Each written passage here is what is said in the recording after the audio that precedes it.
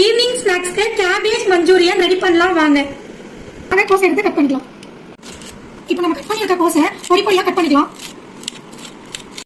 வாங்க ஒரு பவுல் எடுத்துப்போம். நம்ம கட் பண்ண கேபேஜ் இதில் போட்டுக்கோங்க. 1 கப் மைதா, 2 ஸ்பூன் கார்ன்ஃபிளவர், 1 ஸ்பூன் சில்லி, கொஞ்சம் இஞ்சி பூண்டு விழுது, தேவையான அளவுக்கு சால்ட். பேன் வச்சுக்கலாம் வாங்க.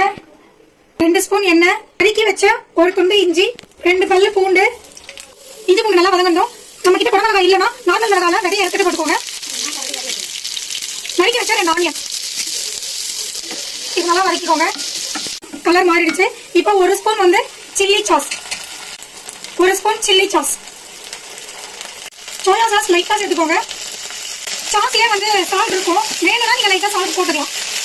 கேபேஜ் மஞ்சூரியனை இதில் போட்டு மிக்ஸ் பண்ணிக்கலாம். Cabbage Manchurian ready.